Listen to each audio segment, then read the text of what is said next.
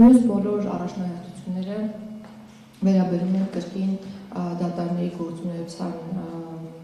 արդյունավետ գործունեության իրականացման ապահովմանը։ Մենք շարունակելու ենք այս ոլորտում մեր քաղաքականությունը չշեղվելով այն սկզբունքներից, որոնք արդեն իսկ որդեգրված են, կրկին սկզբունքները ողջ համատորեն բեռնաթափմանն են միտված լինելու եւ կանխատեսելիություն նախատեսող չափանիշների սահմանմանը, այսինքն որ քաղաքացին իմանա, թե իր հետ ինչ, ինչպես եւ երբ է կատարվելու, եթե նա ինչ-որ պատճառով հայտնվի մեր դատարանների տիրույթում։ Եվ ես կուզեմ նշել եւս մի քանի թվական ցուցանիշ։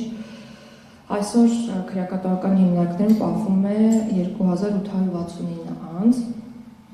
որից 1406-ը կալանավոր եւ 1463-ը դատապարտել, այսինքն վերջին 5 տարիների ներողություն, վերջին 5 տարիների կտրվածքով առաջին անգամ դատապարտելների թիվը ավել է, քան կալանավորների թիվը, արդեն 57-ով։ Սա բավականին դրական ցուցանիշ է, նշանակում է, որ կալանքների թիվը նվազում է եւ փոխարենը ավելանում է դատական ակտերի թիվը, որոնք մտնում են օրինական ուժի մեջ։ Այսինքն սա նշանակում է պրոցեսների արագացման մասին։ Եվ հոսունության մասին եմ ուզում ձեզ տվյալ դրամադրել, տպավորություն է ստեղծվում, որ մարդիկ երբ հայտնում են քրեակատարական հիմնարկում, այնտեղից դուրս չեն գալիս կամ շատ ուշ են դուրս գալիս։ Ես միայն նախորդ տարվա ցուցանիշը ձեզ կներկայացնեմ։ Նախորդ տարի ՔԿՀ մուտք է գործել 2557 անձ, եթե համեմատենք 2024 թվականի հետ, ապա 2024-ին 2064-ն է եղել այն թիվը, եւ ՔԿՀ-ից դուրս է եկել, քրեակատարական հիմնարկներից դուրս է եկել 2396 անձ։ Այսինքն ըստ էության ամեն տարի մենք նույն թվով անձանց մուտք ու անձանց ելք ենք ունենում։ Իհարկե դրանց մեջ կան մարդիկ, որոնք տևական ժամանակով պատիժ կամ կալանք են կրում, բայց հոսունությունը բավականին մեծ է։ Ու սա շատ կարևոր թվական ցուցանիշ է, որի մասին դուք եւ նաեւ մեր քաղաքացիները պետք է տեղյակ լինենք։ Այսինքն սա նաեւ խոսում է այն մեծ աշխատանքի մասին, որ բոլոր մարմիններն են իրականացնում։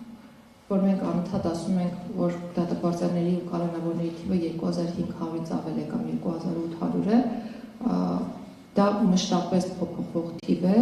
եւ մշտապես կամ հիմնականում վերաբերում է տարբեր անձանց եւ ոչ թե նույն անձանց։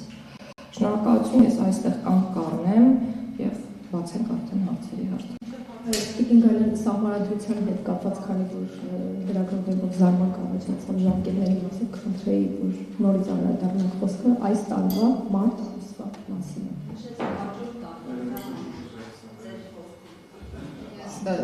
Գուցե վրիպեցի, նախորդ տարվա ցուցանիշների համեմատ էր հաջորդ տարին, այս տարվա մարտ ամսի մասին է խոսքը։ Տեքստը պատրաստ կլինի այս տարի մարտ ամսին եւ մենք պետք է արդեն սկսենք մեր իրազեկման արշավը հիմիկվանից ըստ էության, որովհետեւ կան բազմաթիվ հարցեր, որոնք քննարկվել, քվեարկվել, ընդունվել են այլևս խորհրդի կողմից եւ մենք պարտականություն ունենք հանրության հետ կոմունիկացնելու այդ հարցերը, որպեսզի մարդիկ տեղյակ լինեն, թե ինչի մասին խոսքը։ Սահմանադրությունը այլ կերպ, քան հանրաքվեն է, ուղղակի ընդունվել չի կարող, այսինքն վերջնական խոսքը պատկանելու է ժողովրդին եւ ժողովուրդը